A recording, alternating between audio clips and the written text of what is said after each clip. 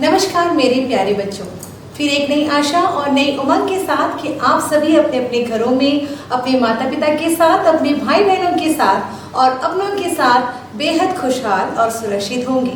मैं अंजलि राव आप सबों का मेरी इस कक्षा में बहुत बहुत स्वागत करती हूँ और मैं लेकर आई हूँ आज आपकी हिंदी पाठ्य पुस्तक रिमझिम कक्षा 5वीं का 12वां पाठ गुरु और चेला भाग 2। आज हम करने जा रहे हैं भाग 2 और हम लोगों ने भाग 1 में इस पाठ को जाना। यह पाठ क्या थी? एक प्यारी सी सुंदर सी कविता, है ना बच्चों। और इस कविता के भाव को हम लोगों ने जानने की कोशिश की। पहले भाग में हम लोगों ने ये जाना कि एक गुरु था और चेला था और दोनों ही एक साथ रहते थे। और एक दिन गुरु और चेला जो है वो घूमने जाते हैं, है ना। घूमते घूमते वो एक नगर में पहुंच जाते हैं और फिर नगर में जाकर वो एक ग्वालिन यानी कि जो गांवों को पालती है ना, उनसे पूछते हैं कि ये कौन सी नगर है, ये कौन सा डगर है। और फिर वो ग्वालिन कहती है कि आप जिस नगर में पहुंच गए हैं वह नगर जो है, उस नगर का जो राजा है वो बहुत ही मूर्ख है, ये अंधेर नगरी है ना। और फिर उसके बाद क्या होता है, अब गुरु तो गुरु ही होता है ना। गुरु के पास बहुत सारी ज्ञान होते हैं और उसके बाद गुरु ने कहा कि इस अंधेर नगरी में रहना जो है वो खतरे से खाली नहीं है ना। मुझे इस नगरी में नहीं रहना है और मैं इस नगरी से चला जाना चाहता हूँ। और फिर क्या होता है, चेला गुरु की बात नहीं मानता है और उसी नगर में वो रह जाता है। और फिर क्या होता है, उस मूर्ख राजा के द्वारा उसे बुलाया जाता है और फिर फांसी पर लटकाने का आदेश दिया जाता है ना। आपको याद आ रहा होगा कि सारी कहानी, सारी कविता कैसी थी, है ना। क्यों चेले को बुलाया गया था? क्योंकि एक दीवार गिर गई थी, है ना। बारिश के कारण एक दीवार गिर गई थी और उसकी वजह से राजा ने संतरी को, मशक वाले को, कारीगर को, है ना, जिन जिन लोगों की सहायता की मदद के द्वारा जो है उस दीवार का निर्माण हुआ था, उन सबको बुलाया गया और सबको फांसी पर चढ़ाने का आदेश दिया गया था। क्योंकि वो राजा तो बड़ा ही मूर्ख था, नासमझ था। और फिर क्या होता है, उस फांसी के फंदे में किसी का भी गला अटकता नहीं था। और फिर राजा ने ये आदेश दे दिया कि जाओ, मोटी गर्दन वाली जो है कोई भी व्यक्ति आपको मिले उसे उठा कर ले आओ। और इस प्रकार चेला बड़ा ही आनंद ले रहा था मलाई का, मक्खन का, है ना। और फिर उसके बाद क्या होता है, चेले को उठाकर लेकर आया जाता है और फांसी पर चढ़ाने का आदेश दे दिया जाता है। अब चेला बोलता है कि ये कैसे, मैंने क्या अपराध किया है राजा जी, पहले मेरी अपराध तो बताओ और फिर मुझे फांसी पर चढ़ाओ। अब राजा जी बोलते हैं चुप रहो, है ना, चुप रहो और चुपचाप जो है फांसी पर चढ़ जाओ। और चेला तो चालाक रहता है, चतुर रहता है और वो कहा राजा को कि अंतिम जो मेरी इच्छा है वो अगर आप मुझे पूरी कर दोगे तो मैं जरूर फांसी पर चढ़ जाऊंगा। और फिर क्या होता है, उसके बाद वो कहते हैं कि मेरी इच्छा ये है कि मैं अपने गुरु को देखना चाहता हूँ। और फिर गुरु को बुलाया जाता है और गुरु ने ही उस चेले की जान बचाई, है ना। कैसे जान बचाई? गुरु और चेले ने कुछ समझदारी वाली काम किया, गुरु ने समझदारी वाला काम किया और फिर ऐसा कुछ किया कि उस फांसी पर खुद राजा को उसने चढ़ा दिया और खुद राजा उस फांसी पर चढ़ गया। क्योंकि वो बहुत ही मूर्ख था और ऐसी कुछ योजना उसने बनाई कि यदि जो आज इस फांसी पर चढ़ेगा कि ऐसा आज मुहूर्त है, ऐसा शुभ दिन है, जो आज फांसी पर चढ़ेगा वो पूरे संसार का चक्रवर्ती बनेगा, यानी कि बहुत बड़ा महाराजा बन जाएगा। और फिर क्या होता है, राजा उस फांसी पर खुद चढ़ जाता है और मर जाता है। और इसके बाद क्या होता है, इस मूर्ख राजा से जो है प्रजा बड़ी ही परेशान रहती थी। प्रजा यानी कि लोग, है ना, उनमें रहने वाले निवासी जो लोग रहते थे इस मूर्ख राजा से बड़े परेशान थे। क्योंकि ये राजा जो है वो कोई भी समझदारी वाला काम नहीं करता था, उनके हित में काम नहीं करता था, उनके विरुद्ध में और उनके अहित में ही काम करता था। और फिर क्या होता है, हर जो लोग हैं, जो वहाँ के नगर के वासी हैं, वो बड़े प्रसन्न हो जाते हैं, ढोल मंजीरे बाजे बजाते हैं, क्योंकि मूर्ख राजा का निधन हो गया है, उनकी मौत हो गई है, वो मर चुका है। तो इस प्रकार गुरुजी ने चेले की जान बचाई है ना, अपनी समझदारी से, अपनी सूझबूझ से चेले की जान बचाई।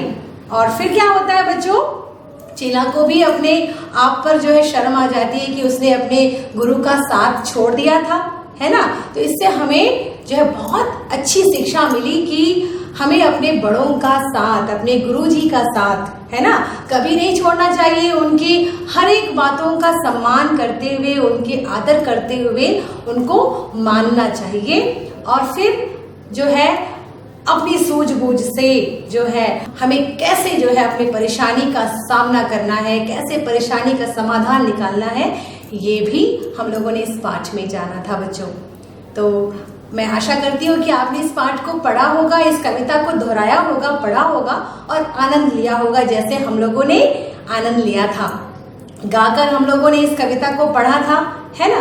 और मैंने ये भी कहा था आपको कि आप इसी प्रकार की सूझबूझ से किसी समस्या का जो समाधान होता है ना, परेशानियों का समाधान होता है, उस प्रकार के कई किस्से और कहानियां आप ढूंढ सकते हैं, निकाल सकते हैं, अपने परिवारजनों से, अपने बड़े जनों से पूछ सकते हैं।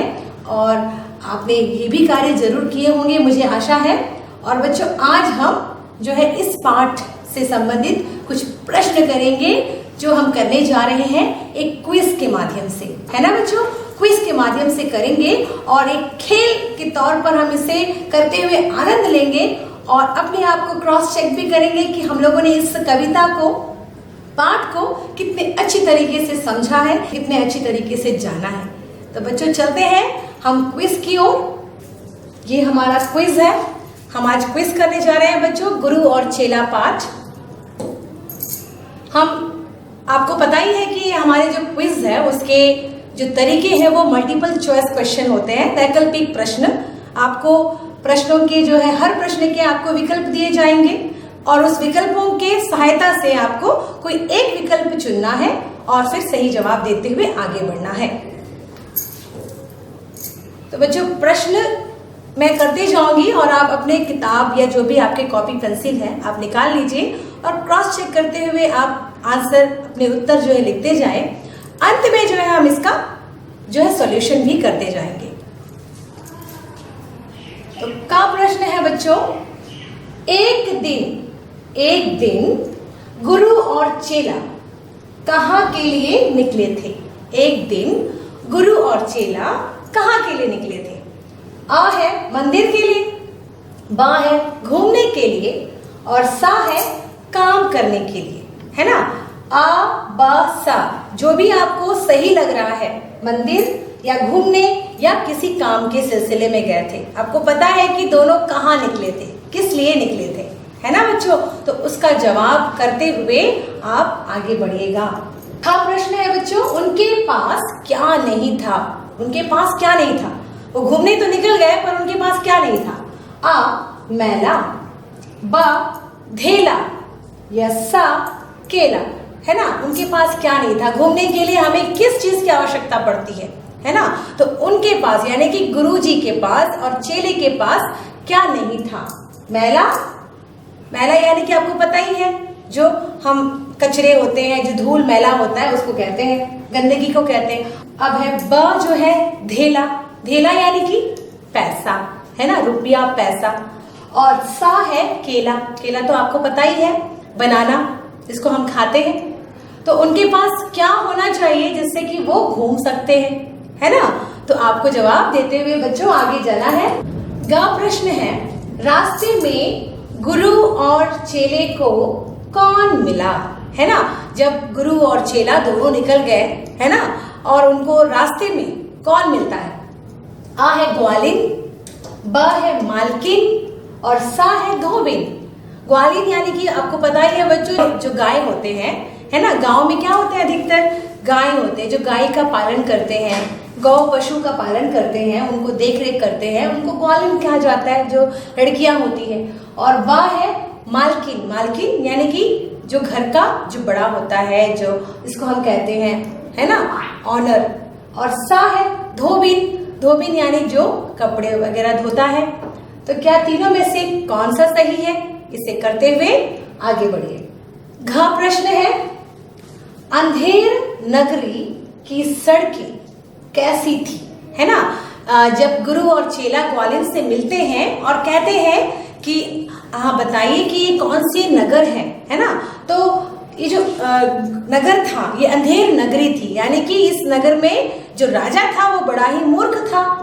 और अंधेर नगरी की सड़कें कैसी थी, तो उसमें लिखा हुआ था कि अंधेर नगरी की सड़कें गंदी थी, या बा चमाचम थी, या सा टेढ़ी मेढ़ी थी। गंदी यानी कि बिल्कुल भी साफ नहीं थी, बा चमाचम यानी कि जगमगाती थी, चमचमाती थी, सुंदर दिखती थी, और सा है टेढ़ी मेढ़ी थी, यानी कि बिल्कुल भी जिगजैग जिसको कहते हैं, टेढ़ी मेढ़ी, है ना, ऐसे रास्ते थे। तो कैसे रास्ते थे वो आपको पता है, सड़कें कैसी थी, इसका जिक्र जो है इस कविता में किया गया है। और अगला जो है अंगा प्रश्न है हमारा, किसने कहा जान देना नहीं है। किसने कहा कि मुझे तो यहाँ पर जान देना नहीं है, क्योंकि यहाँ का राजा तो बड़ा ही मूर्ख है ना, नासमझ है। और जिस शहर का राजा यदि नासमझ होगा, मूर्ख होगा, तो उस शहर का क्या हाल होगा। तो किसी को तो पता था ना बच्चों की वहां पर रहना खतरे से खाली नहीं है ना। जिस शहर का राजा जो है अनजान है, नासमझ है और मूर्ख है, तो किसको पता था कि यहाँ पर रहना खतरे से खाली नहीं है। तो कौन कहता है कि जान बचाना है और यहाँ से भागना है, किसने कहा जान देना यहाँ पर नहीं है। आ है चेला, बा है ग्वालिन और सा है गुरु। तो किसने ये वाक्य कहे थे कि जान देना यहाँ पर नहीं है। अगला है चा प्रश्न, सर्वप्रथम राजा ने किसको बुलाया। सर्वप्रथम राजा ने किसको बुलाया, है ना। अब जब आपको पता है कि राजा जो है दीवार गिरने पर, है ना, दीवार गिर गई थी, भारी बारिश हो रही थी, बादल गरज रहे थे, बिजलियां कड़क रही थी, और फिर जो है एक शहर का, एक राज्य का दीवार जो था वो गिर गया था, है ना। और इसके बाद राजा जी वहां जाकर, खुद जाकर वहां पे जो है उसका वो क्या लेते हैं, जायजा लेते हैं, मुआयना करते हैं कि ये किस प्रकार गिरा। और इसके बाद उन्होंने बोला, किसको बुलाया, किसको बुलाकर उन्होंने इस दीवार को दिखाया। आ संतरी को, बा है भिष्टी को और सा है कारीगर को, है ना। आपको पता है आ संतरी यानी कि जो यह कार्य करवाता है, यानी कि जिसको हम कहते हैं सुपरवाइजर, है ना, संतरी होता है। और बा है भिष्टी, भिष्टी यानी कि जो क्या करता है, जिसके पास में जो होता है वो गारा, है ना, जो एकदम जो गारा, जो ईटा पत्थर जो जोड़ने के टाइम पे, समय पे जो हम जिस लेप का प्रयोग करते हैं उसको वो भिष्टी करता है ना। और सा है कारीगर, कारीगर यानी कि जो उसको बनाता है, रखता है। तो अब तीनों में से किसे बुलाता है। छा प्रश्न है, चेला क्या देखने गया। चेला क्या देखने गया। आपको पता है कि गुरु को वो छोड़ देता है और उसके बाद वो क्या देखने जाता है। आ मंदिर, बा है हाट, हाट यानी कि बाजार, और सा है पार्क। क्या वो मंदिर जाता है, क्या वो हाट जाता है, या बाजार जाता है, या फिर पार्क चला जाता है ना। तो इनका जवाब भी आपको अच्छी तरीके से मालूम है, मुझे पता है। आप इसका सही जवाब दीजिए और आगे बढ़िए। और जा प्रश्न है बच्चों, कारीगर ने दीवार गिरने का दोषी किसे बताया, है ना। जब कारीगर को बुलाया गया था राजा के पास, हर लोगों ने एक दूसरे पर आरोप, है ना, लगाए थे कि मैंने नहीं गिराया, मेरी वजह से नहीं गिरा, ये किसी और की वजह से गिरा। तो कारीगर को जब बुलाया गया था तो कारीगर ने अपना जो कार्य का जो दोष है वो किसे दिया, उसने किस पर आरोप लगाया था, मशक वाले पर, या संतरी पर, या भिष्टी पर। तो किसके ऊपर उन्होंने आरोप लगाया। मशक वाला पता है ना आपको, मैंने बताया था कि ऐसा एक थैला होता है जो जानवरों की चमड़ों से बनता है और जिस पर पानी रखा जाता है, जिस पर पानी को संभाला जाता है, संचित किया जाता है और इसका प्रयोग जो है वो स्लेब में जो है गारा को गीला करने के लिए किया जाता है। तो मशक वाला और यह संतरी मैंने बताया आपको, जो उसकी रखवाली करता है, देख रेख करता है, जिसको हम सुपरवाइजर कहते हैं। और सा है बिश्ती, जो उस गारे को बनाता है, लेप को तैयार करता है। तो इन तीनों में से कारीगर ने किस पर इल्जाम दिया था? उत्तर लिखें और आगे बढ़िए। जहाँ प्रश्न है संतरी क्या ढूंढने निकले? संतरी है ना, संतरी को जब बुलाया गया था, राजा ने बुलाया संतरी को, तो संतरी उस वक्त क्या ढूंढने निकले थे? आ लंबी चोटी, बा पतली कमर या सा मोटी गर्दन। अब राजा को पता चल गया कि अब इस फांसी पर तो किसी की भी गर्दन नहीं आ रही है ना, तब अब किसकी गर्दन आएगी? तो क्या बोला गया था और संतरी को क्या बोला गया था, किस चीज की आदेश दी गई थी और संतरी क्या लेने गया था? लंबी चोटी लेने गया था, पतली कमर लेने गया था या मोटी सी गर्दन लेने गया था? तो आपको पता है इसका जवाब और फटाफट इसका जवाब लिखते हुए आगे बढ़िए। यहाँ प्रश्न है मोटी गर्दन वाला कौन था, है ना। अब देखिए कि जो मोटी गर्दन थी वो कौन था? आ संतरी था या बा राजा था या फिर चेला था? कौन था? इसका जवाब भी आपको पता है, लिखते हुए बढ़िएगा।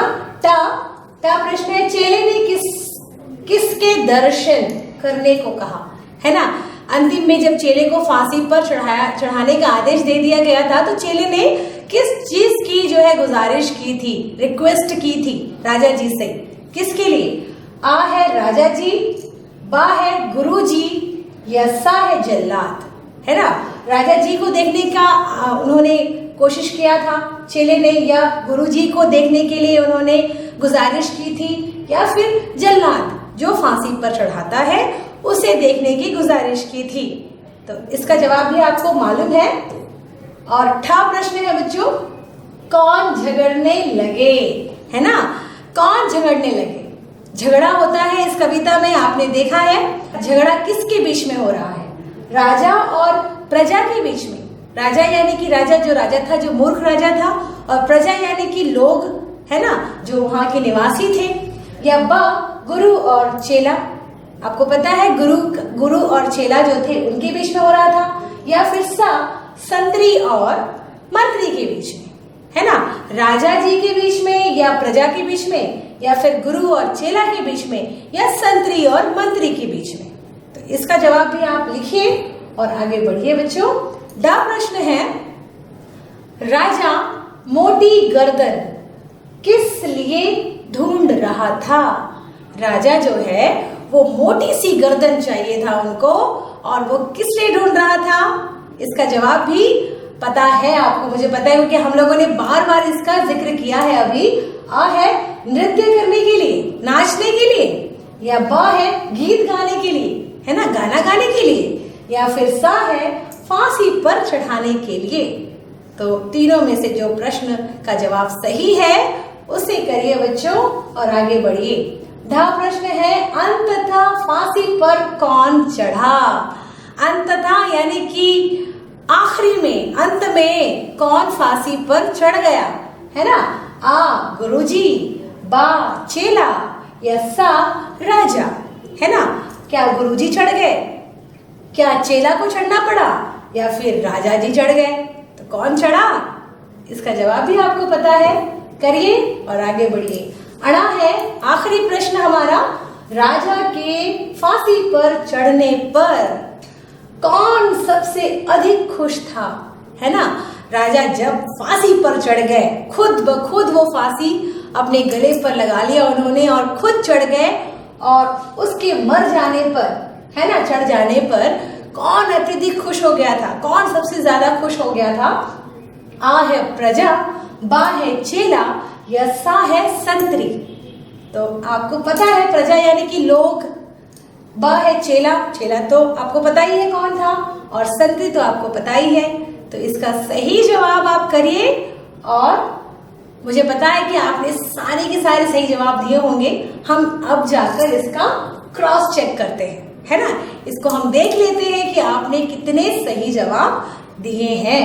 तो अब देखिए, इसका उत्तर माला है हमारे पास, और इस प्रश्न का जो जवाब है वो आपको एक एक करके मैं बता रही हूँ, ठीक है।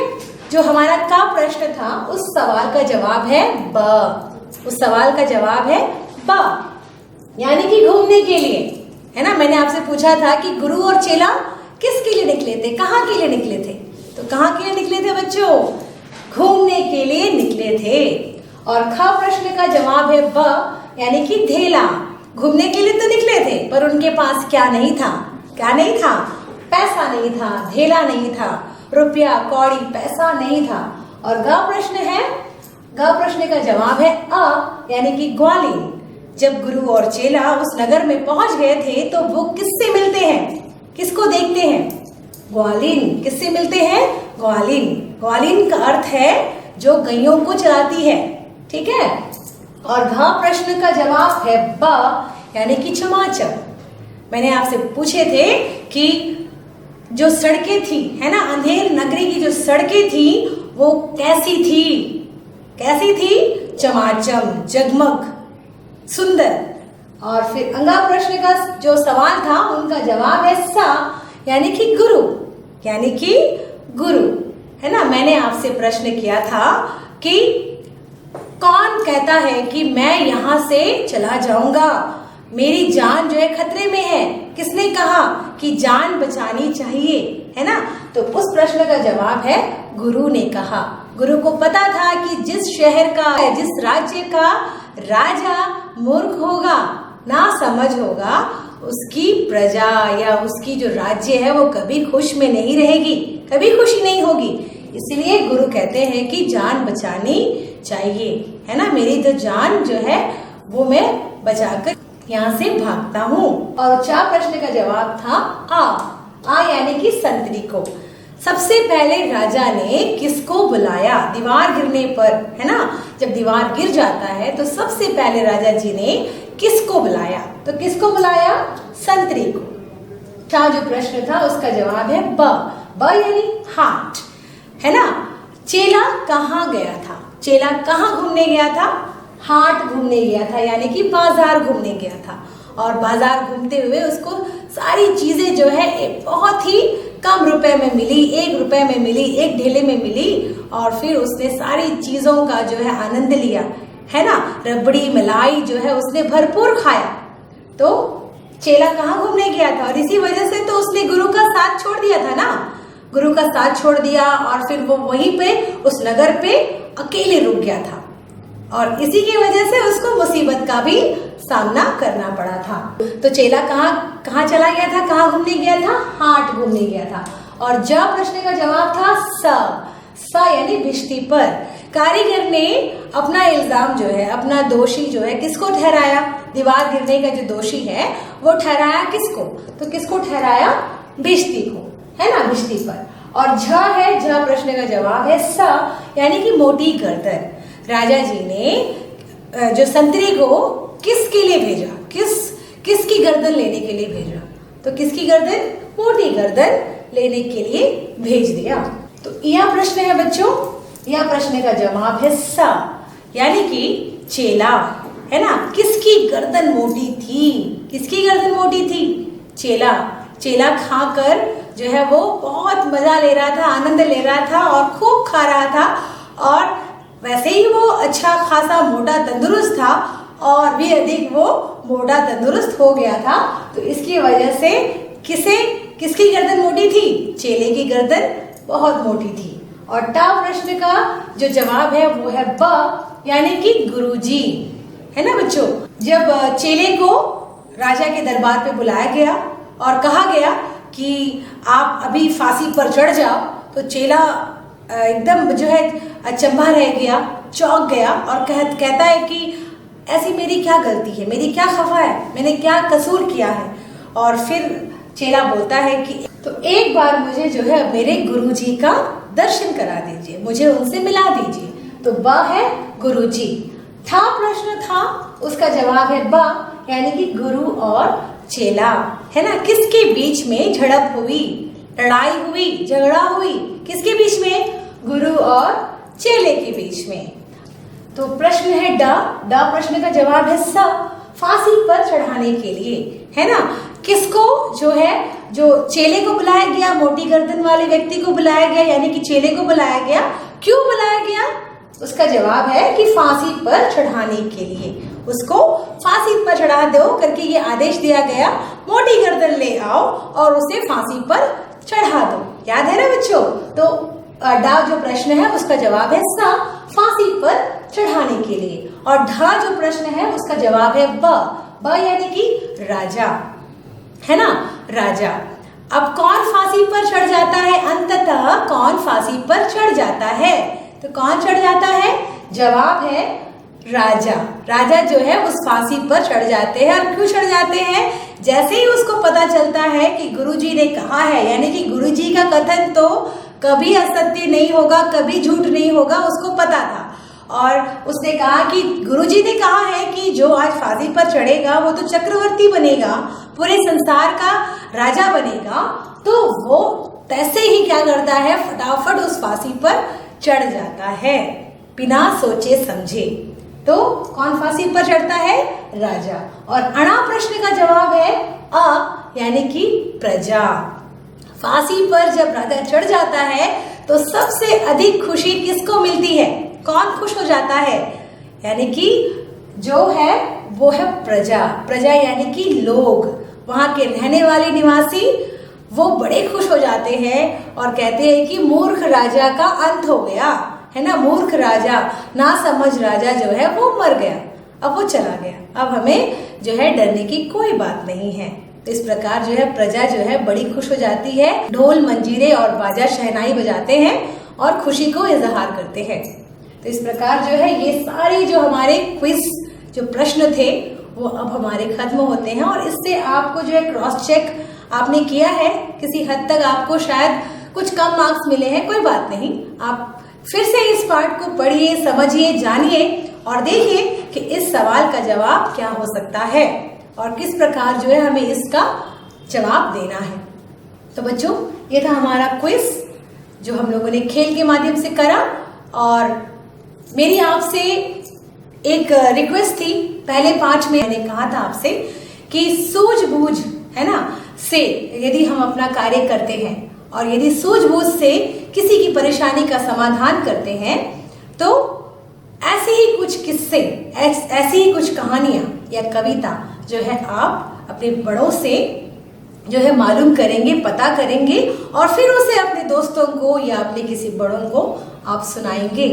तो ये कार्य बच्चों आप जरूर करें और इसे करते हुए आप इसका आनंद लें और इस कविता को आप बारंबार इसी प्रकार से लय ताल के साथ गाने का प्रयास करें और इसके अंदर छुपे हुए भाव को भी समझने की कोशिश करें। तो मेरे प्यारे बच्चों, मैं यहीं पर अपना पाठ जो है समाप्त करती हूँ। हम फिर मिलते हैं एक नए पाठ में। तब तक के लिए खुश रहें, सुरक्षित रहें। धन्यवाद।